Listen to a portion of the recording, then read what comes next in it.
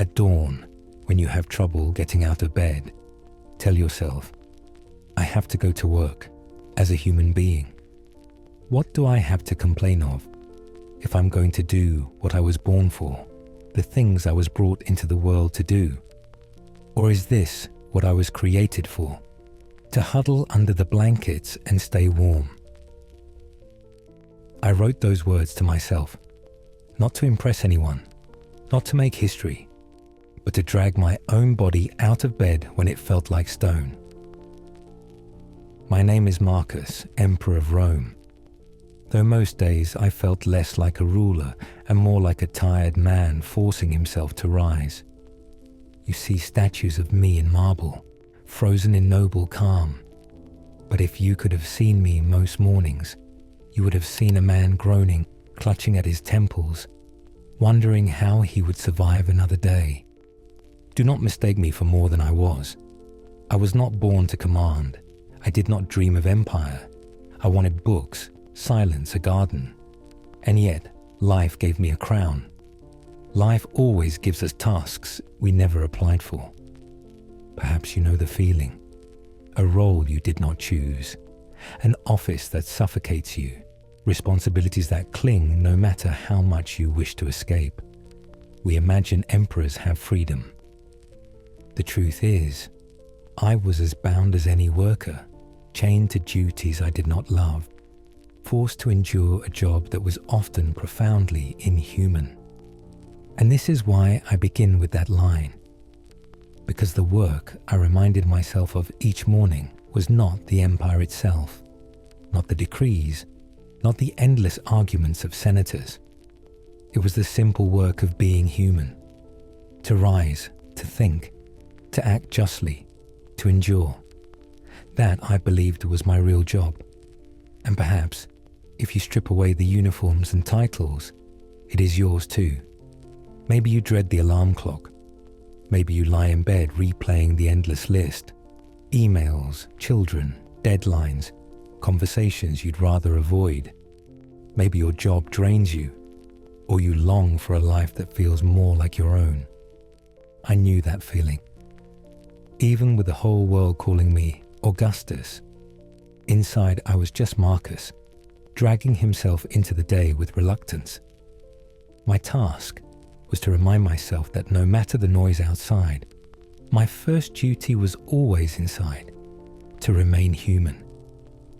That is what I want to share with you tonight. Stay with me, and I will tell you my life. Not as statues tell it, but as I lived it.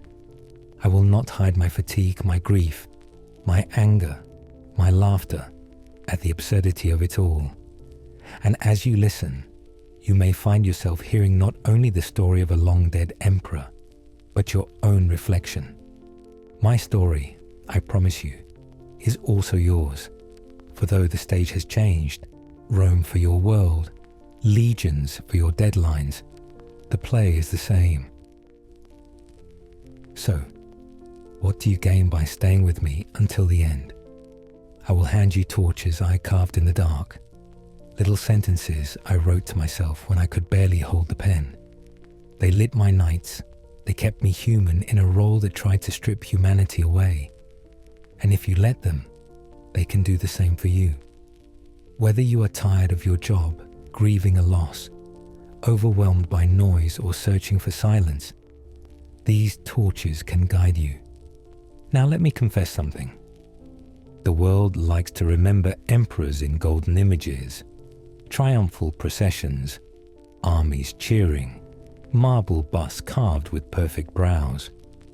But most of my life was nothing like that. Most of my life was scribbles in a notebook no one was meant to read, muttered reminders that I was still alive, still capable of choosing how I would act. If you've ever left yourself a note on the fridge, or typed something in your phone just to keep going, then you already know me better than any historian. I think of my notebooks as my secret companions. They were not speeches to Rome. They were whispers to myself. I would write, "Do not waste what is left of your life in blaming others." Or, "The soul becomes dyed with the color of its thoughts." These were not slogans. They were ropes I threw to myself as I sank. And maybe you too need such ropes, especially when the job, the world, the noise feels inhuman. Do you see now why I chose that opening line, at dawn, when you have trouble getting out of bed? Because every human being, emperor or worker, child or sage, knows that feeling, weighing whether to rise or to surrender. It is not about loving your work. I did not love much of mine. It is about remembering that beyond your job title, beyond the demands of others, your truest task is simply to live as a human being, with patience, with courage, with a touch of humor when you can. And humor helped me. Imagine me, the Emperor of Rome, lying awake at night, cursing a mosquito in my tent. Imagine me trying to meditate while senators bickered louder than 1,000 TikTok arguments. Imagine me writing noble sentences about calmness while my stomach growled from stale bread. Does this sound divine? It sounds human, and that is what I was, nothing more. So tonight, as you listen, I ask you not to hear an emperor on a pedestal, but a tired man keeping himself alive with words. If you have ever felt crushed by duty, if you have ever wished to stay under the blankets forever, then I am speaking to you, because I know that weight, and I know what it is to rise anyway. Stay with me, and you will see the child I was in a quiet garden, the reluctant student pulled into politics, the grieving father who buried children, the weary soldier scribbling by candlelight.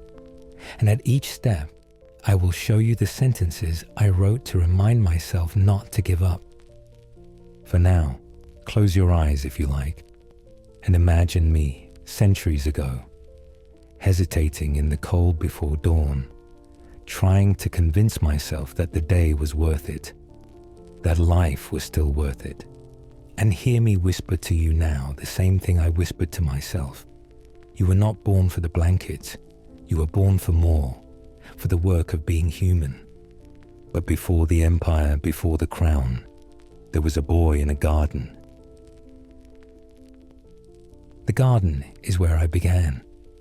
Not in the Senate, not on the battlefield, not under the marble gaze of Rome's gods, but here, in a small villa just beyond the city walls.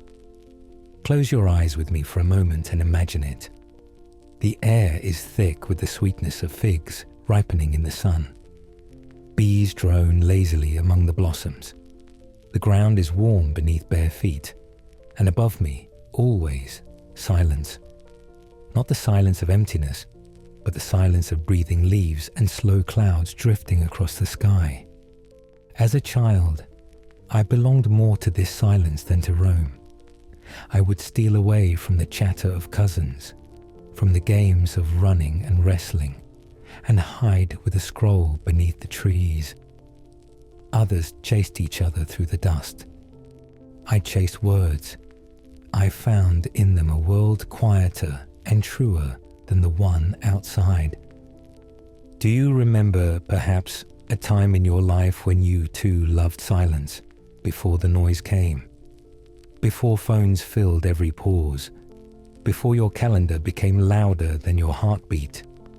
Perhaps you once lingered in the hush of a library, or under the heavy green of a summer tree, or simply in the private silence of your room. You knew then, as I did, that silence is not emptiness. It is fullness. It is the soil where the mind can grow. In that soil, my teachers planted their seeds. They handed me sayings, proverbs, fragments of thought. I copied them into my memory as carefully as others collect coins. One day, as a boy, I wrote down, "The soul becomes dyed with the color of its thoughts." I did not yet know what it meant, not fully, but I knew it was important, as a key you keep even before you know which door it opens. Think of your own thoughts and how they stain you.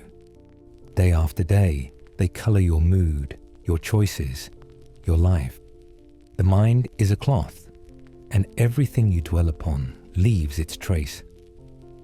As a child, I tried to dye my mind with philosophy, with courage, with virtue, though of course I often succeeded only in staining it with boredom or pride.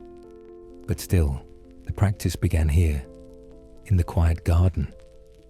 What kind of boy was I? Not the kind history likes to imagine. I was shy, thin, more awkward than noble. My friends laughed easily. I was always too serious. If there had been such a thing as TikTok in Rome, I would have been the boy watching from the corner, notebook in hand, already old before my time. I did not want to fight, or to lead, or to chase applause. I wanted to learn what it meant to live well. That was all. Perhaps you feel the same. Perhaps even now, part of you longs not for success, but for stillness.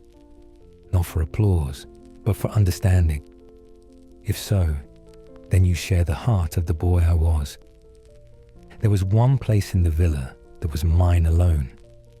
A small patch of shaded earth beneath a fig tree, where the branches formed a canopy and the sun flickered only in broken pieces. I would sit there with my knees drawn up, listening to the distant shouts of others playing, and pretend that the world outside did not exist. In that patch of earth, the empire was nothing. Politics was nothing. Ambition was nothing. There was only breath, thought, and the turning of a page. I do not romanticize childhood. It too was full of aches and confusions. But I remember the garden with tenderness. It was the last place I belonged only to myself. Once destiny began its work, I would never again know such peace. Even emperors crave the things they lost as children. For me, it was the taste of figs, the shade of a tree, the privilege of being unseen. Let me ask you, when was the last time you felt unseen, in the safe way? When you could simply exist without performing, without explaining, without showing yourself to the world. That is a hunger we never lose. And that is why, even as emperor, I returned to notebooks, because they allowed me to be unseen again, at least for a while. I sometimes wonder if the boy I was could have guessed what was to come, if he could have seen the crown, the armies, the endless nights of duty. Would he have run from the garden in terror? Or would he have written even more fiercely, trying to save fragments of himself before the world claimed him? This much is true. Silence never lasts. Gardens are fragile kingdoms. They cannot keep the world at bay forever. One day, the door of our villa opened and voices came calling. Important voices. Rome had noticed me. Philosophy could not keep me hidden. I was to be summoned from the garden into the city, from silence into spectacle. And so the boy beneath the fig tree, who wanted only to dye his soul with thoughts, was pulled into a dye far harsher, the purple of empire. But silence never lasts. One day, destiny knocked on the villa door. Have you ever been pushed into a role you didn't ask for? A family duty, a job, an expectation you never wanted, but that somehow became yours all the same. That was my adolescence. I never auditioned for emperor. I never begged for crowns. I was a boy of books, awkward and quiet, more comfortable under fig trees than in marble halls. And yet, Rome has a way of noticing people it wants to use. One morning, I was simply Marcus, a youth in a simple tunic, ink on my fingers, shy around strangers. The next, I was adopted into the imperial family, destined to rule. They call this an honor, but it felt more like a sentence. Do you know what it is to have your life chosen for you before you even know yourself? To see doors closing before you ever had the chance to walk through them. I remember the day I was told, The air in the villa was heavy, the servants nervous, my tutors watching me more closely than usual. Then came the decree. I was to be adopted by Antoninus Pius, to be trained as heir to the throne. I was perhaps 15 with no say in the matter. My heart sank. I nodded, because what else can a boy do when the weight of an empire suddenly drops onto his shoulders? But inside I whispered, no, this is not me. And maybe you felt the same. Maybe your parents chose your path before you could. Maybe a teacher, a boss, a family member pressed you into a mold that was never yours. Maybe you're still carrying a burden that belongs to someone else's plan. If so, then you know what I felt. A strange mix of pride and panic.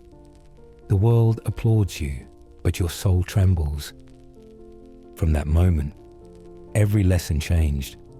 Rusticus, my stern teacher, placed heavier texts in front of me.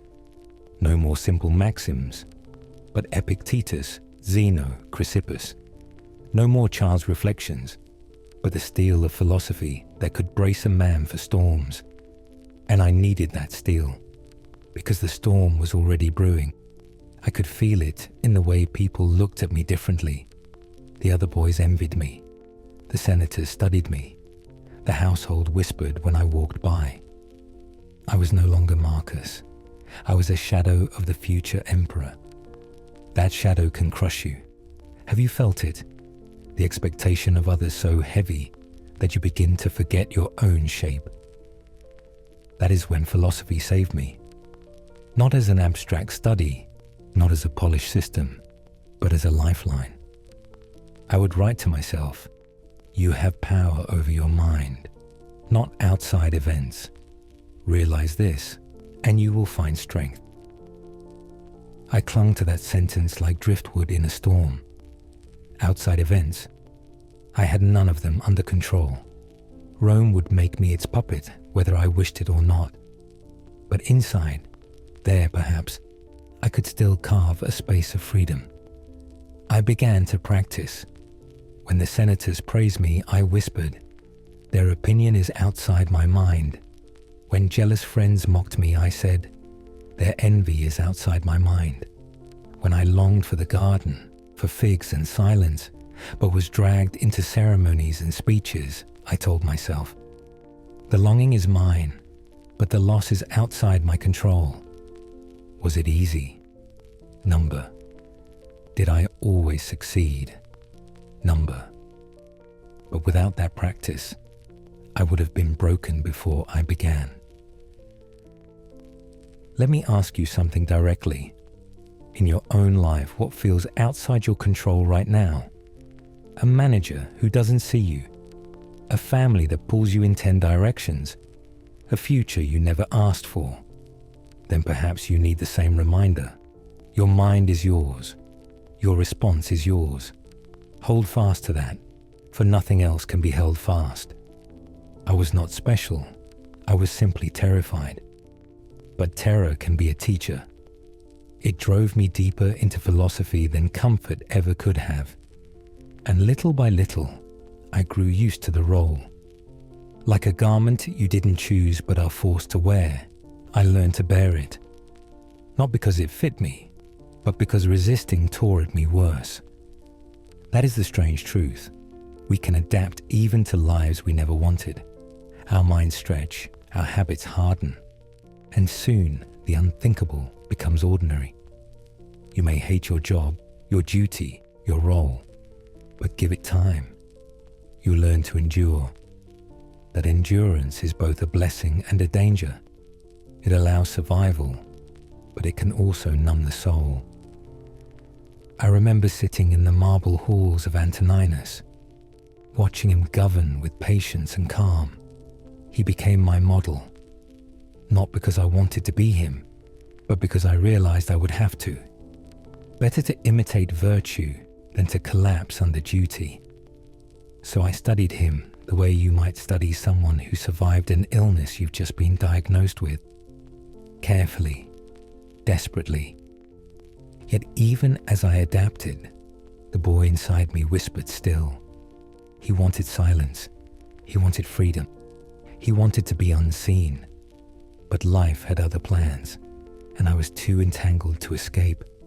And just when I thought I could adapt, the purple robe fell heavy on my shoulders. You think your office politics are bad? Try 300 senators in togas shouting at once. Their voices echoing against marble columns, their fingers jabbing like daggers, each one certain that Rome itself would collapse if his opinion wasn't heard first. Believe me, I sat through more meetings than you will in a lifetime, and they were no shorter for being imperial.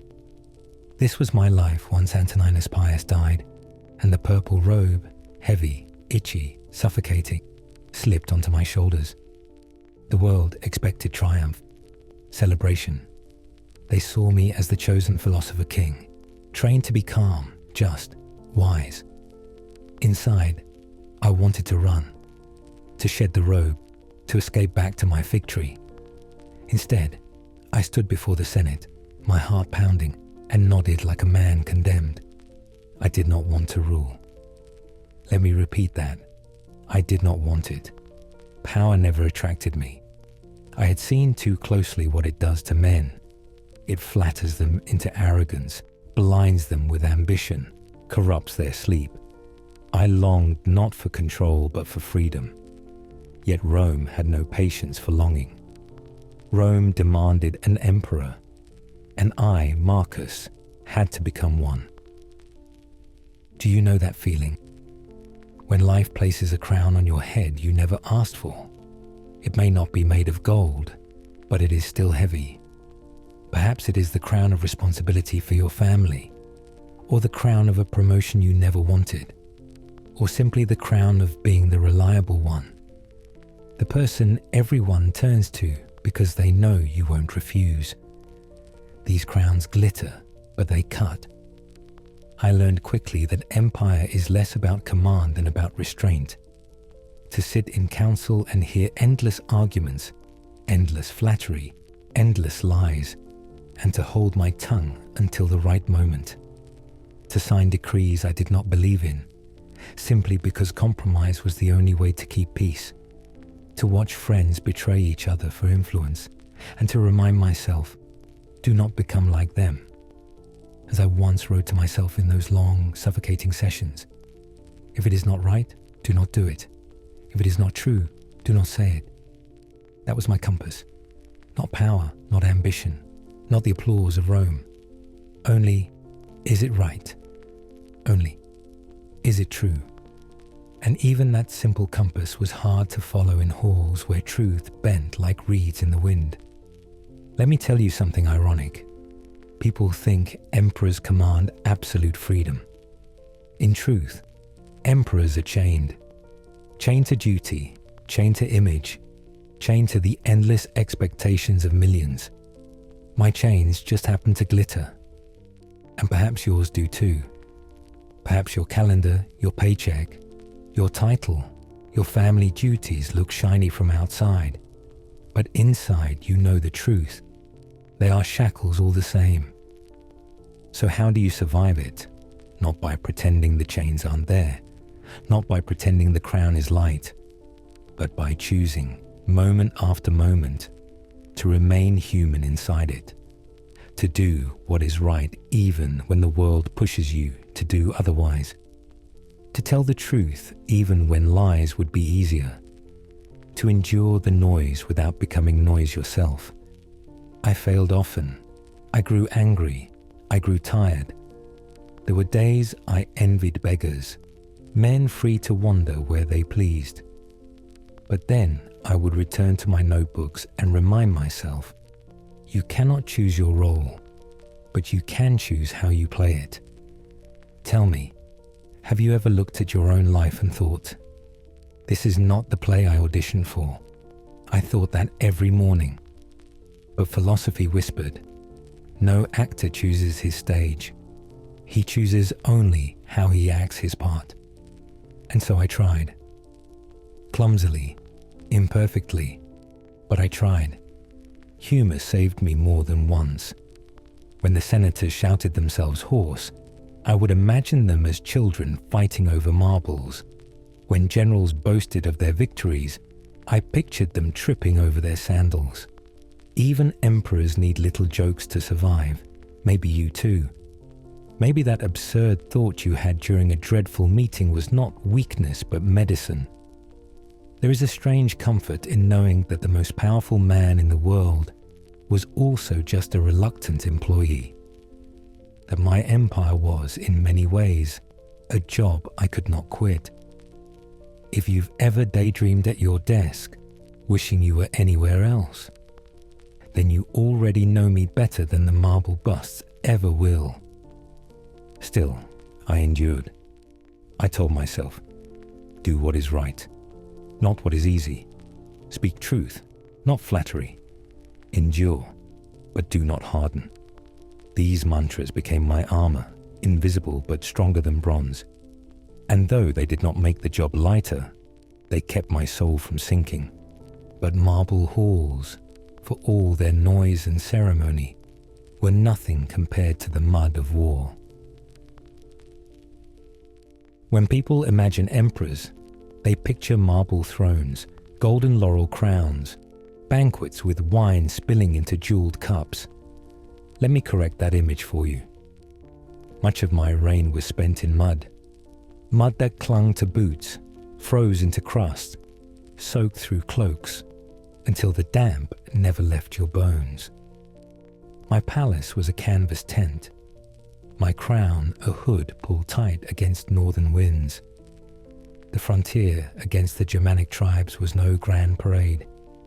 It was hunger gnawing at men who chewed stale bread hard as stone. It was sickness spreading through the camp, faster than rumour.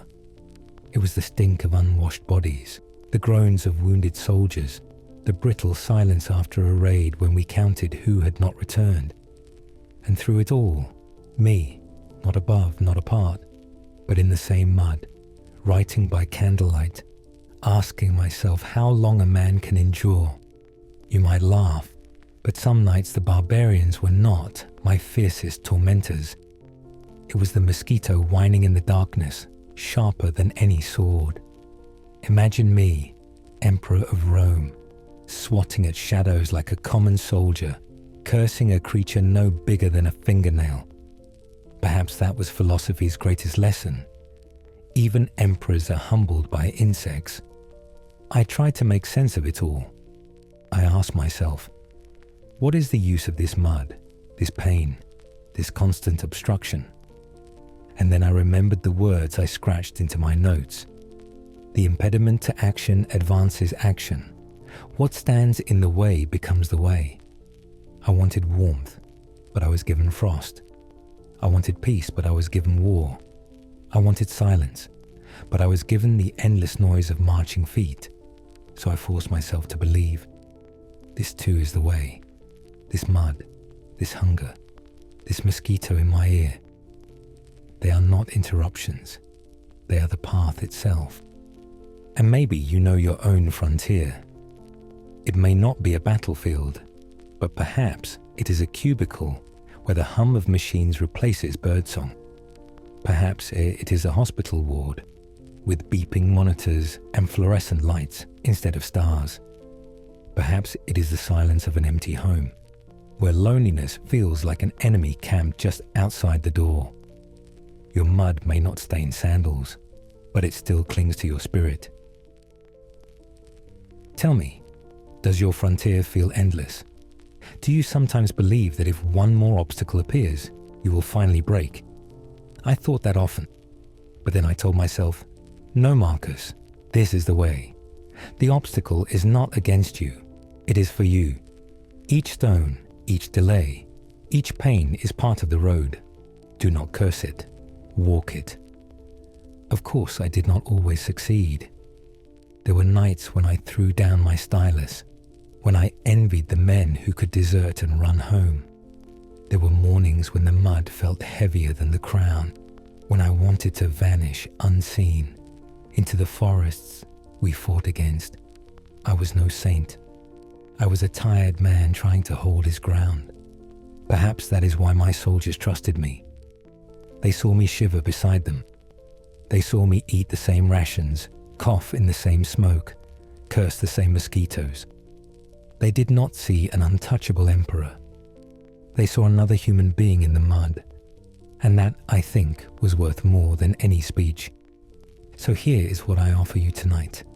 If you are in your own mud, do not despise it. Do not wait for it to pass before you live. Say to yourself, this is the way. If the path is blocked, then the obstacle itself is your teacher. What you endure becomes what you are. I can laugh at it now. The mud was my true throne, the mosquito my tutor, the frozen nights my philosophers. I wanted comfort and got hardship instead, but it dyed my soul with colours no villa garden ever could. Still, let me be honest. For all my brave words, the mud was not my worst enemy. The battles outside were nothing compared to the battles within.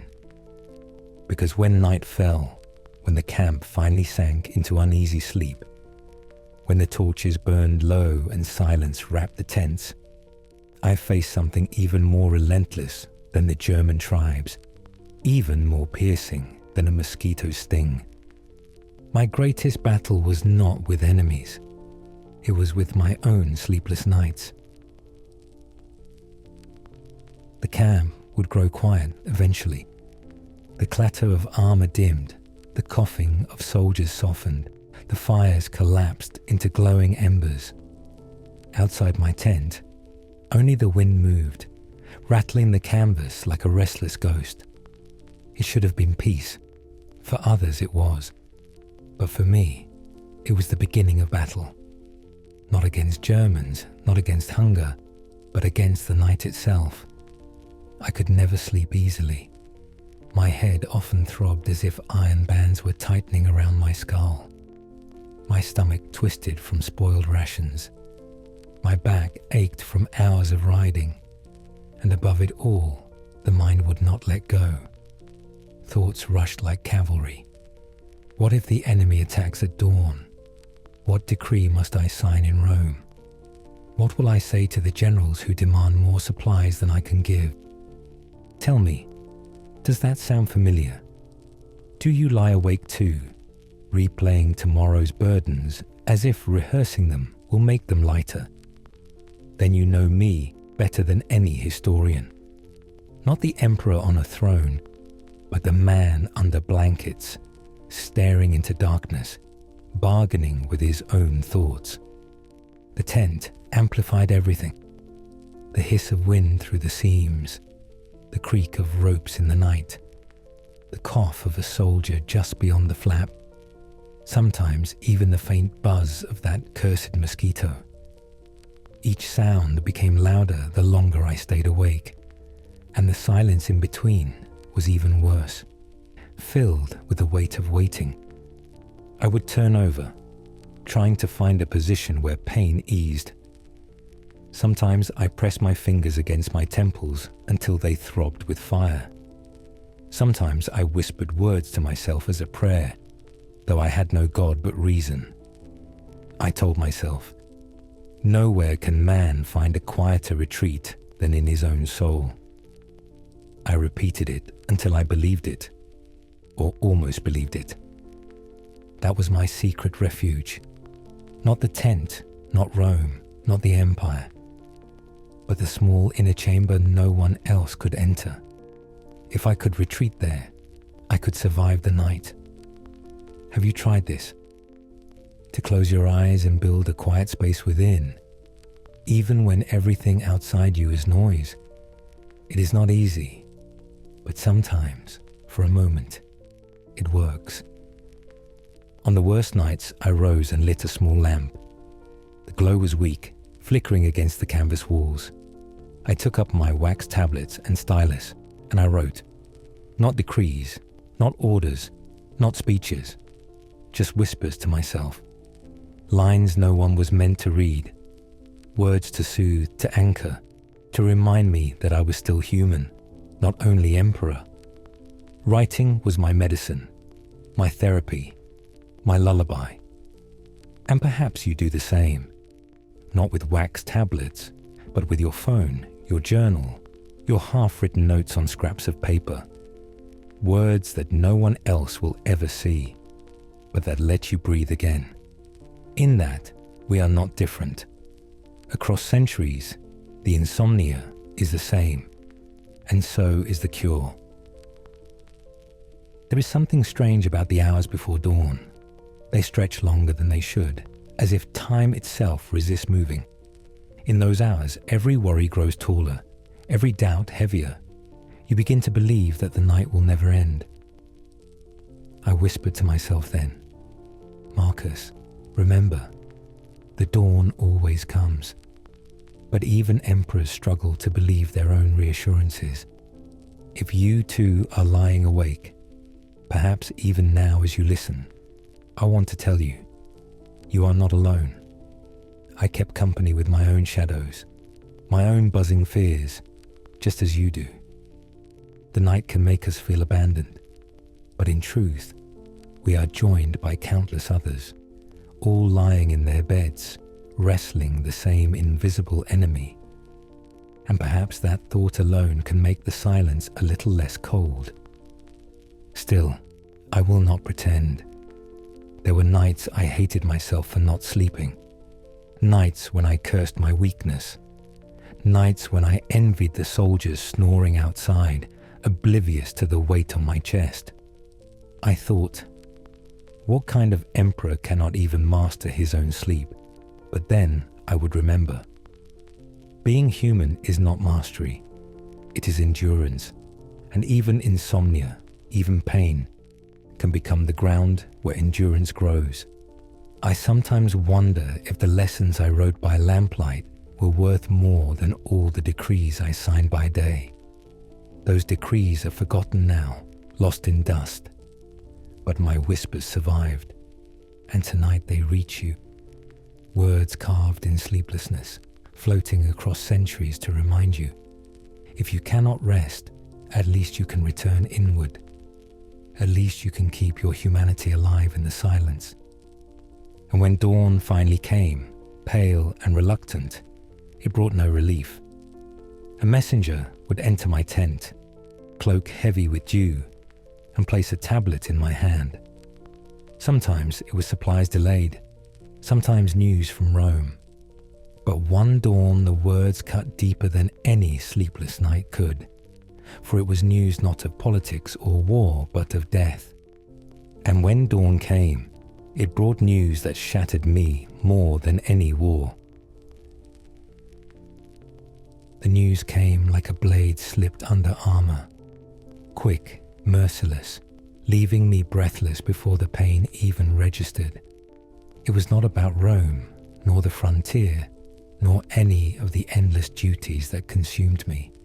It was about my child, another small flame, extinguished before it could burn fully. I had buried more than one. You know this, perhaps, if you've read my life in fragments.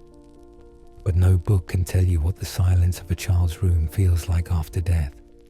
The toys untouched, the bed too neatly made, the sound of laughter echoing only in memory. It is a silence heavier than battlefields, heavier than Senate quarrels, heavier even than the weight of empire. Have you lost someone? If you have, then you already know the kind of ache that no crown, no empire, no philosophy can fully protect you from. Loss is the one visitor who never knocks.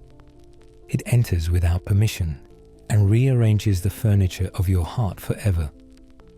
I remember walking through the villa, past the chamber where my child once slept, the door half open, the air still holding the faint scent of oil and wool. My hand hesitated on the frame. I wanted to enter and I wanted to flee. Inside, the room was frozen in time, as if waiting. But waiting for what? The small feet would never run across the floor again. The voice would never call out, "Father," again. In that moment, I was not an emperor. I was a father in mourning, and mourning makes beggars of us all. What good was the purple robe? What good the legions, the decrees, the honours? None of them could bargain with death. None of them could return the child I loved. And so I wrote to myself again, not to persuade the world, but to persuade my own breaking heart. Loss is nothing but change, and change is nature's delight. Do you hear how cold those words can sound, stripped of context? And yet I whispered them as if clinging to a rope in a storm. I told myself, Marcus, this is nature. This is the law that binds us all. The child was never mine to keep. None of us are. We are given, and then we are taken. To rage against this is to rage against the sky itself. Did it heal me? Number philosophy is not a balm that erases grief, but it gave me enough breath to rise the next day, to face the duties I could not abandon. Philosophy did not end my tears. It let me weep without drowning. Perhaps you too have known this strange balance, the ache that never leaves, and yet the life that insists on continuing. You go to work, you cook dinner, you answer messages, and all the while the absence is there beside you. People congratulate your strength, but inside you know it is not strength. It is simply endurance, the refusal to collapse completely. That is what I lived. That is what I still whisper to you now. I envied then those who never had children. They would never know the laughter, but they would also never know this hollowing loss. Yet envy is useless. My path was mine. I had loved. Therefore, I would mourn. And even in mourning, I told myself, there can be meaning. Love is worth the wound it leaves behind. In the nights that followed, sleep became even harder. I would close my eyes and see the small face of the child I had lost. I would hear the echo of laughter in the wind. I would reach out instinctively, as if to hold them, and grasp only darkness. These nights were long, bitter, endless, and yet, each time, I returned to my notebook. Because what else could I do? I could not bring back what was gone. I could not erase the silence of the chamber, but I could write. I could whisper into wax the reminders I needed to keep moving. All is change. Nature delights in change. What is born must one day return to the earth. These were not words of joy, but words of survival. Let me tell you this plainly. Even emperors are not spared grief. Do not think wealth or power can shield you. They cannot. If you have lost, know that you stand in the company of kings, philosophers, beggars, children. Grief is the most democratic of fates. And though it isolates us in its silence, it also binds us together. If you are mourning tonight, if you carry an absence that no one else can see, I sit with you in that silence. I have been there. I am there still. And though I cannot ease your pain, I can offer this. You are not alone. Even centuries apart, our sorrows speak the same language. So what did I do? A father who could not protect his own child, an emperor who could not command life to stay.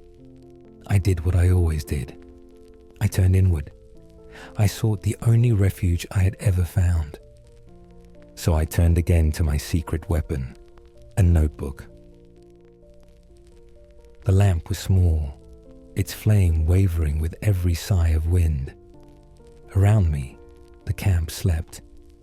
Beyond the canvas, soldiers dreamed or groaned, the horses shifted, and the night pressed heavy on the world.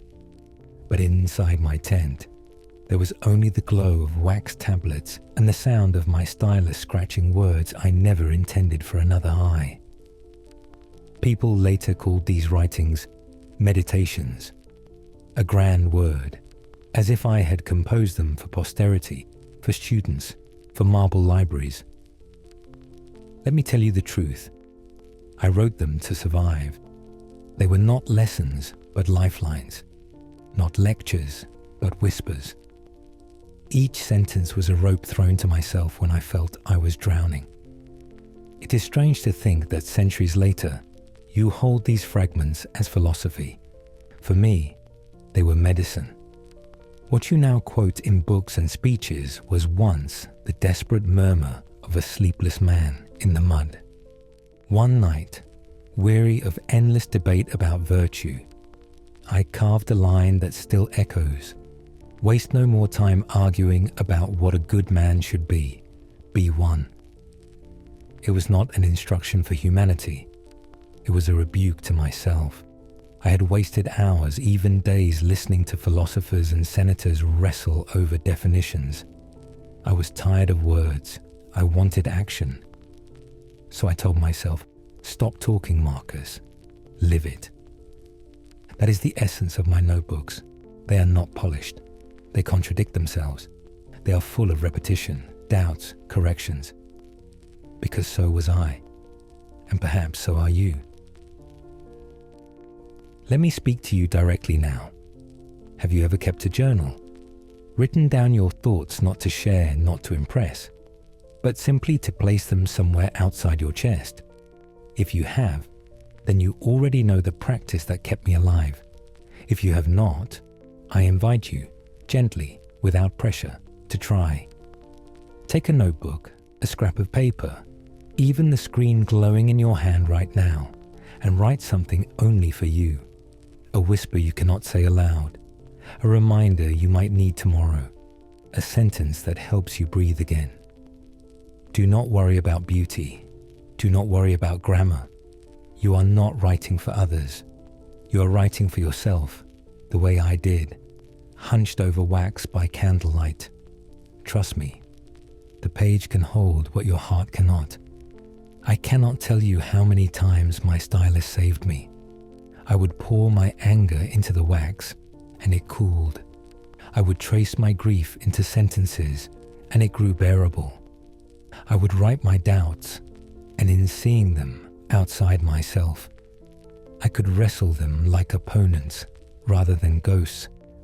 Writing was my practice, my prayer, my anchor. And perhaps this is the lesson I want to place in your hands tonight. Do not underestimate the act of writing to yourself, not as performance, but as survival. Your words need not be eternal. They need only to carry you through the night. In those dark hours, I often address myself as if I were both teacher and student. Marcus, remember, you cannot control others. Remember, the world is change. Remember, death is natural. It may seem strange, but it worked. We all need a voice to remind us of what we already know but cannot feel. When no one else can provide it, you must provide it to yourself. So let me ask you, what would you whisper to yourself tonight if you could be both teacher and student? What sentence would you carve in the dark to help you wake tomorrow with a steadier heart? I suspect you already know. Write it down, trust it, carry it with you. That is your philosophy, more real than any book. When I look back, I wonder if those scribbles were the truest part of my life. The decrees I signed are forgotten. The battles I fought are dust. But the words I wrote to myself survived, because they were carved not into stone or law, but into the fibers of the human struggle. And that struggle has not changed. You and I are separated by centuries, but in the dark, with pen in hand, we are the same. Perhaps tonight you will try it. Perhaps you will leave yourself a note before sleep, not to be read by anyone else, but to remind yourself of something you cannot afford to forget. A torch for your future self. A small flame to light your way when the night grows too heavy. That is what I did, over and over. Scribbles in the dark, never meant for others, but destined to travel across centuries and find you here now. Strange, isn't it? The most private words can become the most universal. Still, I must tell you the truth. As much as writing saved me, it was not enough. The page can comfort, but it cannot shield you from the blows of life. Philosophy on paper trembles when betrayal walks in the room.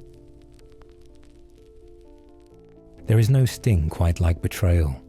A wound from an enemy is sharp, but you expect it. You brace for it. A wound from a friend, though, that cuts deeper than steel. I knew that wound many times. Friends who once shared my bread, who once promised loyalty, later turned their eyes toward power, toward Rome's endless prizes. Men who smiled at me in council, who walked beside me in gardens, who listened as I poured out my doubts, only to sell my words to others for influence. Some betrayed in whispers, some in public. Each betrayal burned the same. And you? Have you been betrayed by those you trusted? Then you too know the sting, the stomach dropping when you realize the truth, the way memory rewinds itself.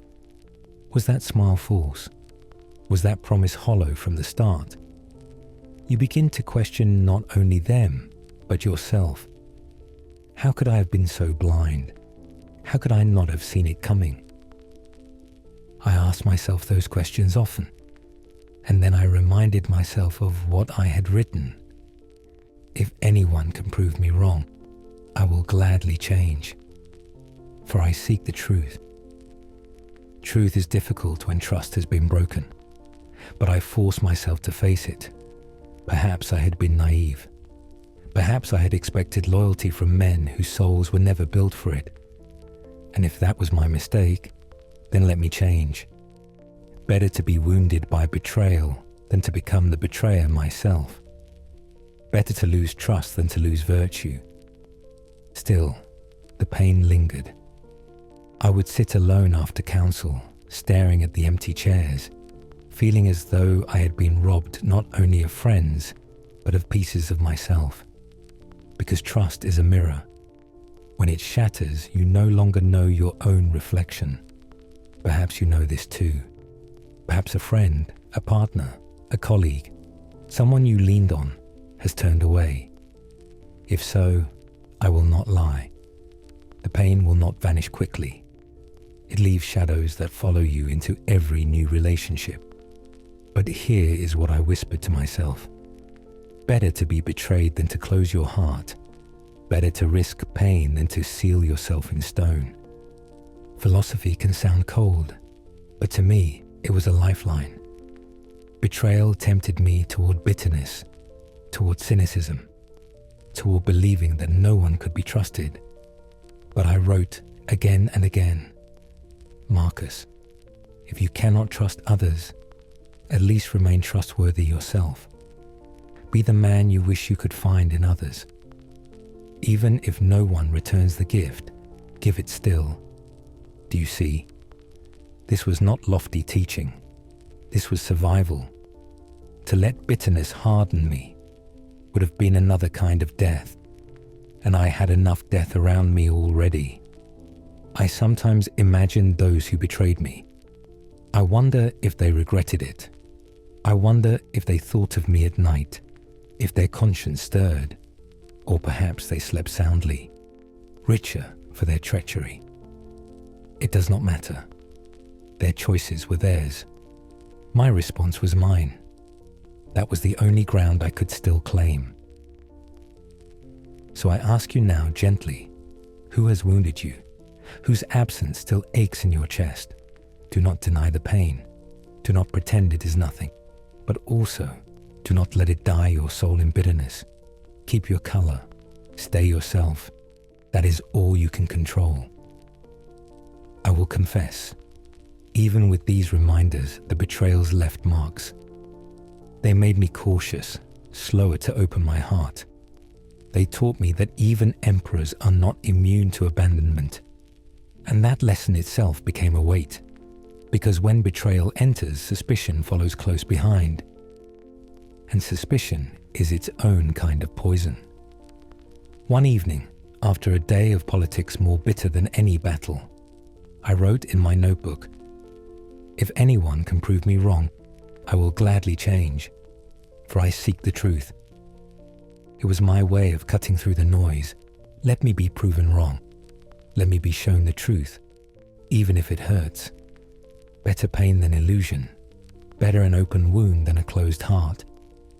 Perhaps this is something you can carry too. The truth may hurt, but it will also free you. Better to know who is false than to cling to an illusion of loyalty. Better to face the sting once than to live forever in deception. Still, betrayals are not only political. The cruelest ones are sometimes the quietest. When someone you love drifts away, when words promised are left unkept, when the person you counted on no longer sees you.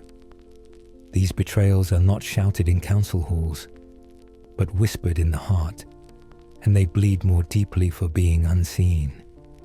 I endured them as you must. I wrote them down. I reminded myself, Marcus, you cannot govern the souls of others. You can govern only your own. Let betrayal come. Let disappointment come. You remain you. And yet, for all my resolve, the harshest betrayal was not from friend or senate, not from generals or advisors. It was closer, more intimate, more inescapable. The harshest betrayal came from my own body. My greatest betrayer did not sit in the Senate or plot in secret halls. It lived beneath my own skin. My body, supposed to carry me through empire and war, often crumbled beneath its own weight. I was sick more often than I was well. My stomach, delicate as papyrus, turned every meal into a gamble. My joints ached with stiffness. My head pounded with migraine so fierce I sometimes feared my skull would split. Some mornings I rose already exhausted, as if I had spent the night fighting battles unseen. My soldiers could point to scars and wounds, noble marks of combat. My scars were invisible, hidden in the shadows of flesh and bone. Perhaps you know what I mean. Perhaps you too carry an illness no one else can see. Perhaps your energy drains like sand through an open palm. Perhaps your chest tightens with anxiety, or your mind refuses to rest, though your body begs for sleep.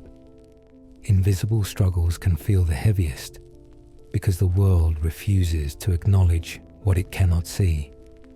As emperor, I was expected to stand tall, to embody Rome's strength. But often I felt frail, bent, worn thin. The world wanted a marble statue. What it had was a man cracking from within. And in my notebooks, I confessed it, again and again. You could leave life right now. Let that determine what you do and say and think. It was not morbid, it was liberation. Each wave of sickness reminded me, I may not see tomorrow. And if so, what do I want today to hold? Anger, pettiness, regret, or something steadier, quieter, the act of living well, even in pain. I forced myself to believe that illness could be a teacher. Every headache whispered, life is brief. Every wave of nausea asked, what truly matters, Marcus? Every moment of weakness pressed me to choose virtue over vanity, endurance over despair. But do not imagine me heroic. There were days I cursed the gods. Days I envied the strong-bodied men who marched with me, whose arms swung with vigor while I clutched my cloak tighter around my shivering frame. There were days I despised my body, saw it as a prison more than a companion. Have you felt that? The sense that your own body has turned against you, that no matter how much will you muster, it betrays you in the end. If so, you know me in a way few others can. We belong to the same fraternity of the frail, and yet frailty taught me gentleness toward myself and toward others. I began to look at every soldier, every citizen, every child with new eyes. Who among them was not carrying an invisible pain? Who among them was not fighting a private battle behind their eyes? Illness humbled me.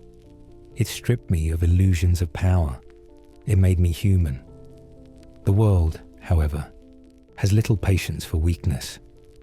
Rome still demanded decrees, armies, judgments.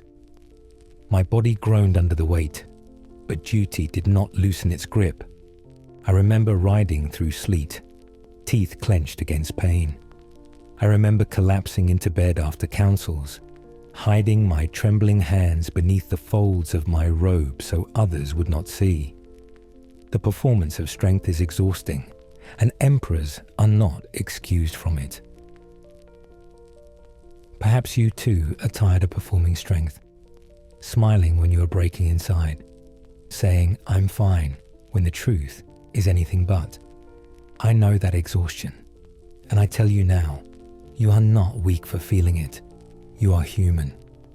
My notebooks became the only place I could tell the truth. There, I admitted my frailty. There, I whispered to myself, "Marcus, you may die tomorrow, but if you live today, live it rightly." Writing these words did not cure me, but they gave me enough courage to endure, 1 hour at a time. When illness gnawed at me, I turned my thoughts outward. If I must suffer, let it be for a purpose. Let me be patient with others. Let me remember that time is short. Let me soften my anger, forgive faster, speak truth while I can. Illness did not end me, but it reminded me daily that one day it would. And oddly, that reminder became a source of clarity. If you are sick, if you are weary, if you carry pain unseen by others, I sit with you in it. Do not measure your worth by your energy, nor your dignity by your health. Measure it by your choice to remain yourself despite it all. That was the only crown I ever truly wore. Still, philosophy cannot erase the ache of flesh. It cannot lift fever. It cannot still shaking hands. I endured as best I could, but endurance is not cure. I often thought, perhaps today will be my last. Perhaps the gods will take me now, mid-counsel, mid-sentence. And I told myself, if so, let me leave no word untrue, no act unjust, no moment wasted. That was the gift illness gave me, urgency, a strange kind of freedom, but do not mistake it. I would have traded the lesson for a healthy body without hesitation. Wisdom tastes bitter when it is forced down your throat.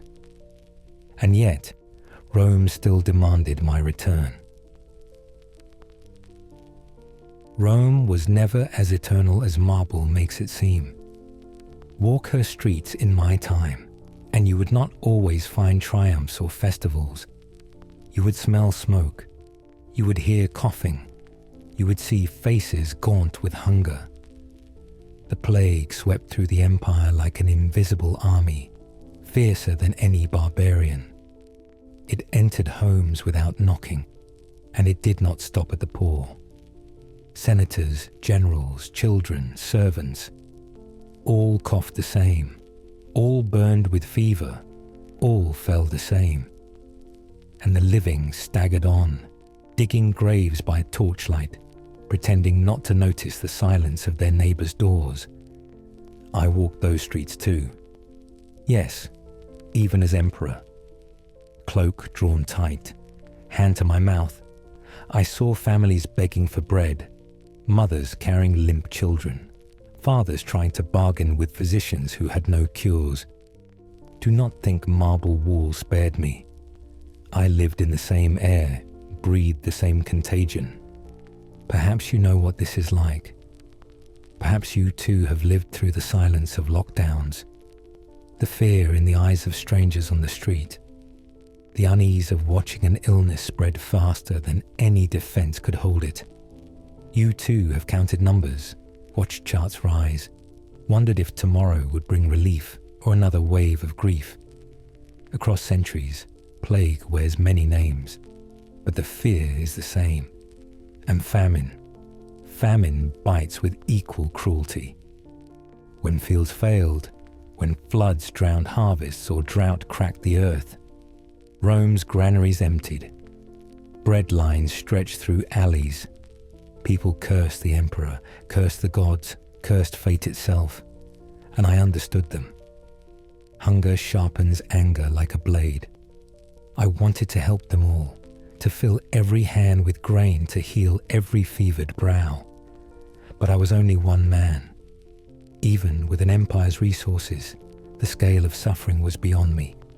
And so I did what I could and wrote what I could not. In those days, I returned again to a sentence I had once whispered to myself. When you arise in the morning, think what a privilege it is to be alive. It sounds naive in a city of plague, does it not? It sounds cruel to the hungry, but for me, it was not dismissal. It was defiance. Each breath taken in a city gasping for air was proof that life still held me. Each sunrise was not guaranteed. It was a gift. So I told myself, again and again, Marcus, if you wake, then live. Live rightly, live gently, live gratefully, because thousands this very dawn will not rise again. And perhaps you have felt this too. Perhaps after illness or after loss, you wake one morning and realize that even opening your eyes is a miracle. We forget this so easily in ordinary days. We rise, complain of the hour, the traffic, the tasks. But when crisis comes, a pandemic, a famine, a war, then every heartbeat becomes precious. The strange thing about crisis is how it reveals what matters. In plague, the senator's speeches meant nothing. In famine, the statues of gods offered no bread, but a shared loaf between neighbors, a single act of compassion, a hand extended to steady another. These became holy. I watched Rome crumble in pride and rise in kindness, often on the same day. Citizens carrying water to strangers. Soldiers sharing rations with starving families. A child leaving fruit on a neighbor's doorstep and running away before thanks could be spoken. In these small gestures, the empire survived, not in its armies, but in its humanity. And you, perhaps you too, have seen how crisis strips life to its bones. During the pandemic of your own century, you saw shelves emptied, streets silent, hospitals strained. But you also saw kindness, neighbors singing from balconies, doctors holding the hands of the dying, families rediscovering each other in the quiet. Crisis destroys, but it also clarifies. It burns away the unnecessary. I will not pretend I was always brave. There were nights I feared the pestilence would take me before dawn.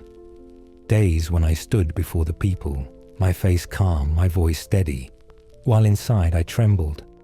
Leadership is often performance, and I played my role as best I could. But my notebooks knew the truth. They hold the whispers of a man afraid, a man desperate, a man who still clung to gratitude like a torch in the smoke. So if you live through crisis, and you will, for life is nothing but a chain of them, hold fast to gratitude, not as denial, but as rebellion. To say thank you when the world burns is to refuse despair its final victory. And here is what I discovered. Gratitude does not erase pain, but it gives it meaning. To wake in plague, to rise in famine, to breathe in smoke and still say, it is a privilege to be alive. That is the deepest strength we have. But gratitude was not the final lesson. For even as Rome staggered, even as pestilence raged, I found something else. Something harder, stranger, and stronger. But through all this, I discovered a truth stronger than fire. Endurance. The word sounds heavy, doesn't it? Like iron armor, like a burden strapped to your back. People imagine endurance as stoic silence, a grim jaw clenched against the storm. But that is not what I mean. For me, endurance was not a statue stillness. It was a practice, a daily training, not theory, training. Like a soldier repeating drills until the movement becomes second nature. I had to practice resilience as you might practice an instrument, or breathing, or walking after illness. Each day was rehearsal for the next. One of the lines I wrote to myself in those years was simple, blunt, and perhaps a little harsh. If it is endurable, then endure it. Stop complaining. You may hear that as cold, but remember, I was not speaking to you. I was speaking to myself late at night, when my head throbbed, when my patience frayed, when the Senate tested me with endless words. I wrote it like a command drilled into my own mind. Marcus, if you can survive it, then do so. Don't waste what little strength you have in moaning. Now, let me confess something to you. Yes, even emperors complained. I did. I muttered under my breath in the council chambers. I cursed the damp of the frontier. I swatted at mosquitoes with imperial fury. Complaints escaped me daily, but each time I tried to return to the reminder. Marcus, complaining is not strength. Endurance is. And here is where I turn to you. Do you know your own threshold? Have you noticed how much energy complaining takes? The endless rehashing of what is unfair, what is broken, what should not be. Each complaint is a stone added to the pack on your back. Heavy, useless weight. Endurance is not carrying extra stones. Endurance is learning to set them down. So no, endurance is not silence. It is a choice. It is a decision, moment after moment, to keep going without poisoning yourself with bitterness. Think of it this way. Every obstacle that blocks your road can become part of your training. A delay, practice patience. A betrayal, practice integrity. A loss, practice love that endures absence. That was my secret. Philosophy was not words on a scroll. It was daily exercise. When pain came, I whispered, endure. When grief returned, I whispered, endure. When fatigue pressed me into the mud, I whispered, endure. And each whisper became a muscle, stronger for being used. Perhaps your own life feels like one long training session. Perhaps the job that exhausts you, the family duties that overwhelm you, the quiet battles of your health or mind. Perhaps these are not signs of failure, but of practice.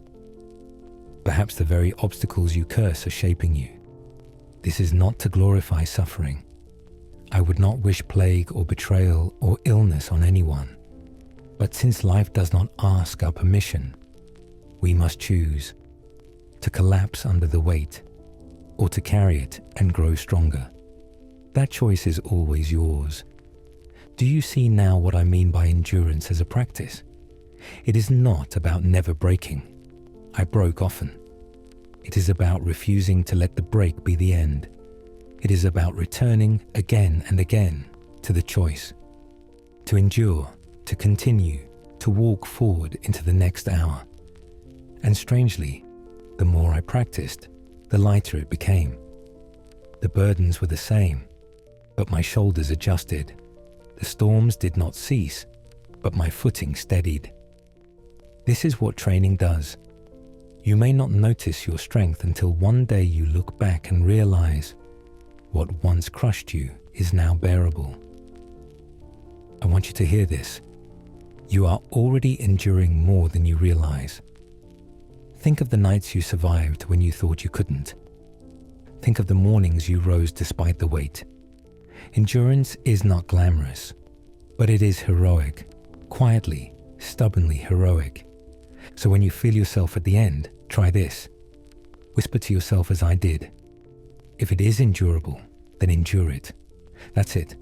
Simple, sharp, like a sword stroke. And you may discover that yes, it is endurable after all. But let me be honest, endurance was not enough.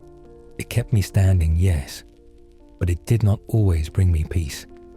To endure is to carry, but to let go, that is another art entirely. And that art was the final lesson life forced upon me. Because endurance alone was not enough. The final lesson was in letting go. My last march did not begin with fanfare. No golden trumpets, no marble arches. Only the creak of old leather, the cough of soldiers by the campfire, the grey of my beard reflected in the water basin. I was tired. Not the kind of tired a night's sleep cures, but the tiredness of a body that has carried too much, too long. My joints ached with every step. My lungs rasped like an old bellows. And yet Rome, insatiable Rome, still demanded her emperor at the frontier. So I marched. Not as the young man who once feared boredom in a villa garden. Not as the reluctant heir under the purple robe. Not as the commander who shivered in muddy tents. I marched as an old man who had endured. The Danube winds were cold, sharper than any blade. My men wrapped themselves in cloaks, but I wrapped myself in reflection. Every step forward was also a step inward. Each mile on the frontier was another mile through my own life. One line echoed in me above all others. Do not act as if you were going to live 10,000 years. How often had I written that? How often had I reminded myself, and now I remind you, that life is not a rehearsal for something later. There is no later. There is only this breath, this march, this heartbeat. We act as if we have endless time, as if tomorrow is guaranteed. But the truth of the frontier is this: tomorrow belongs to no one. Perhaps you know that truth too.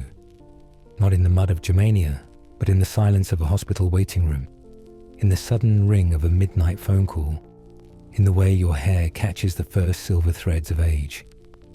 Life is short and fragile and unbearably precious. And yet, here is the paradox. It is enough. A single day, lived with presence, is enough. A single honest act, a single moment of love, outweighs years wasted in distraction. Do you understand now why I wrote so obsessively to myself? I was training not for war, but for this, for the art of being present, for the acceptance that each day was both my first and my last. So when the final campaign dragged on, when fever came upon me like a thief, when I lay in my tent listening to the wind, I did not curse fate. I remembered my own words. Do not act as if you were going to live 10,000 years. Live now, this breath, this moment. If you are listening to me tonight, perhaps you too need this reminder. Stop postponing your life. Stop waiting until you are richer, until you are stronger, until you are ready. You are alive now. That is enough. Do not act as if you were immortal. You are not. And that is what makes your days shine. The last march was not glorious. My body betrayed me more each hour. My strength dwindled. But strangely, I felt no panic. Endurance had taught me to carry burdens. Philosophy had taught me to let go. Now death itself came like a familiar companion, not a monster. In the silence of that final night, I felt a strange calm. Rome would continue. The rivers would flow. The sun would rise on soldiers who would forget my name. And that too was nature. That too was right. I want you to know this. I was not fearless. I felt the sting of parting, the ache of leaving unfinished work, the sorrow of leaving those I loved. But beneath the sorrow was a deeper peace. for I had practiced each day as if it could be my last. So when the last day finally came, it was not foreign. It was simply another step in the march. And so, when death finally came, I was ready to whisper one last truth. The sky above Vindabona was the color of lead, heavy and unmoving. Inside the general's tent, the fire burned low, its embers cracking softly like tired lungs. I was lying on a narrow cot, my cloak drawn up to my chest, though no weight of wool could truly fight the chill that seeped into my bones. Each breath was shallow, each exhale a reminder that the body, no matter how long it has endured, is only a guest in this world. I felt the silence pressing against me, not the silence of gardens or of libraries, but the silence of endings. The camp outside, usually restless with the clatter of armor and the murmur of soldiers, seemed to have paused, as if the whole legion held its breath. They knew, as I did, that the emperor's final battle was not against barbarians, but against time itself. My chest tightened, I coughed, and a warm taste filled my mouth. My physician glanced at me, then looked away. He had seen too many men meet this same ending to offer false comfort. It is strange, at the end, what the mind chooses to recall. Not victories, not senatorial decrees, not marble statues erected in my honor. Instead, the warmth of the sun on fig leaves in my childhood garden, the laughter of my children before sickness claimed them, the glow of oil lamps as I bent over my notebook, scribbling words that no one was ever meant to read. All is ephemeral, I whispered to myself. Fame, and the famous as well. I had written that line years ago, and now it echoed back, truer than ever. What was Rome? A colossus of stone, yes, but even stone crumbles. What was I? An emperor, yes, but also a man. And men dissolve quicker than stone. I turned my head slightly and saw Commodus, my son, standing there. His face was half shadowed by the lamplight, his youth still unscarred by the weight of rule. Would he carry my lessons, or would power devour him as it had devoured so many? I wanted to tell him everything again, that kindness is strength, that cruelty is weakness, that the crown is lighter when worn with humility. But my voice was failing, and sons rarely listen to fathers until it is too late. So instead, I spoke inwardly, to you, the one listening tonight, because perhaps you will hear what my own blood cannot. Do you feel sometimes as I felt then? The body heavy, the mornings cruel, the sense that life demands too much. You are closer to me than you think. The emperor and the clerk, the soldier and the nurse, the ruler and the night shift worker. All of us face the same enemy: fatigue, sorrow, uncertainty. Do not let the titles fool you. In the end, we are companions in the same struggle. The wind outside picked up, rattling the canvas of the tent. I closed my eyes, and for a moment I was not Marcus Aurelius the emperor, but Marcus the boy again, barefoot in the grass. I remembered my tutor telling me, the soul becomes dyed with the color of its thoughts. And I thought, what color was my soul now, at this final hour? I hoped it was not fear's grey, but something closer to the gold of dawn.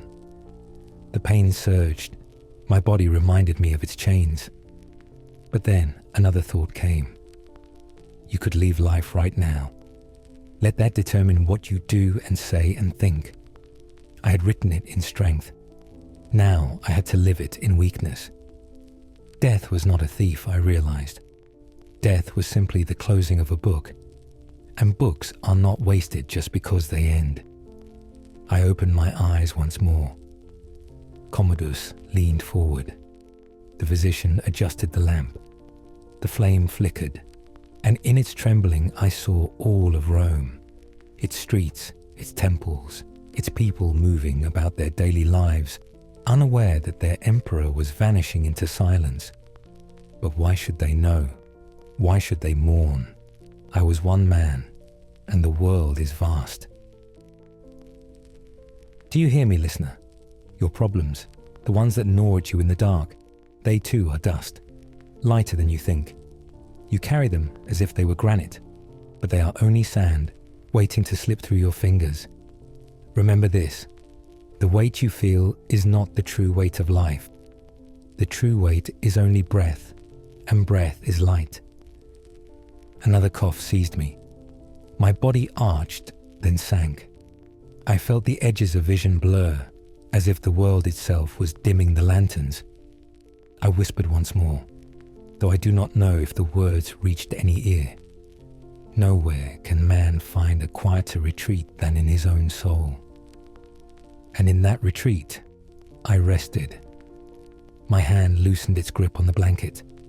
My eyes, once fixed on the ceiling of the tent, closed like gates at dusk.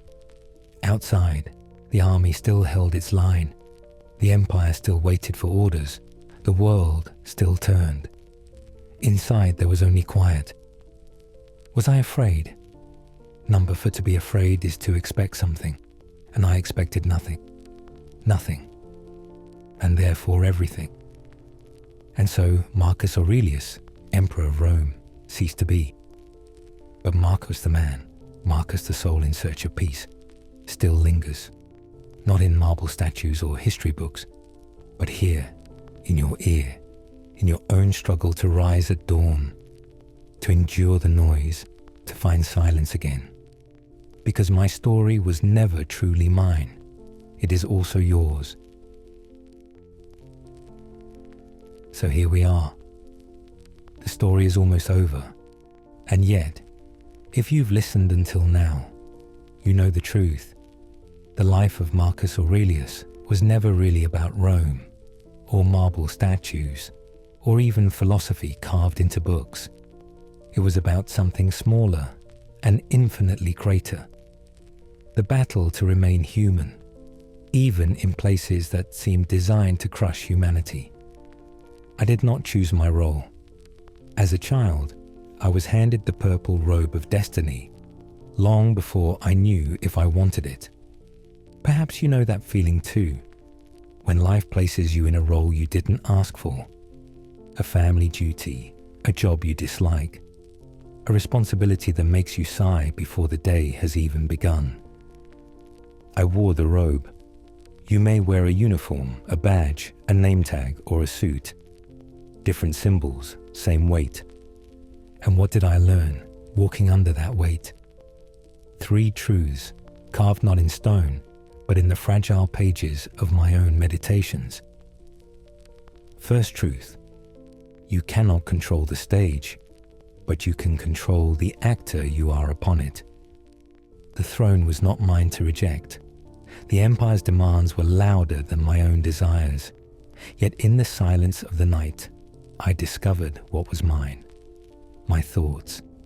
You have power over your mind, not outside events.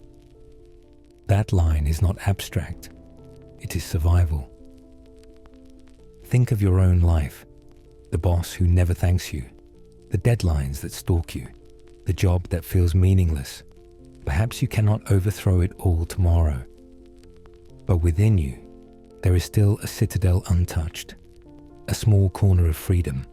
Guard it, breathe in it, write in it.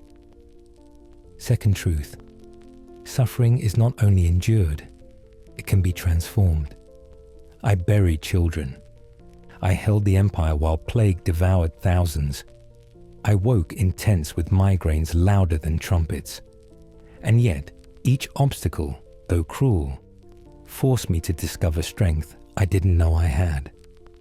What stands in the way becomes the way. Look at your own obstacles. Maybe they are not barbarian raids, but emails, loneliness, hospital bills, or nights when you can't sleep because tomorrow gnaws at you. They too can be teachers. They can force patience, resilience, even compassion.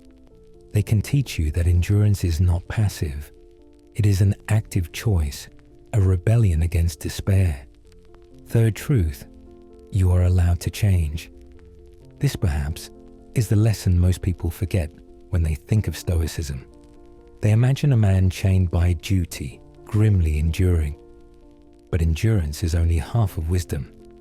The other half is freedom. If you stand in a burning house and the door is open, walk out. If your work eats your soul and you can change it, then change. Stoicism never meant slavery. It meant clarity. I could not change Rome, but you. You are not emperor. You may have doors open to you that I never did. Do not mistake chains for destiny. If a job poisons you, you are allowed to step away. If a relationship suffocates you, you are allowed to leave. Courage is not only staying. Sometimes courage is leaving. And so, looking back across my life, what remains?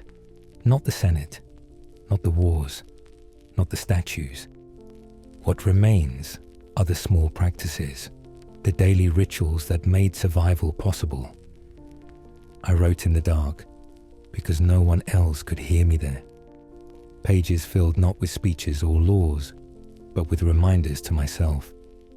Be one good man. Do not complain. Accept what comes. I wrote because I had to, the way some people breathe into paper bags to calm their lungs. So here is my final gift to you. A practice, simple and human.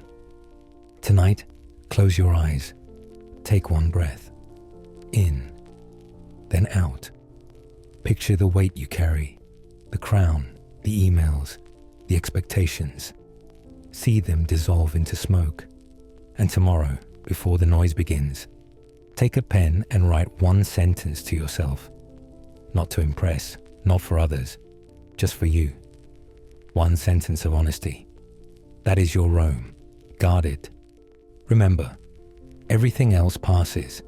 The empire, the job, even the pain.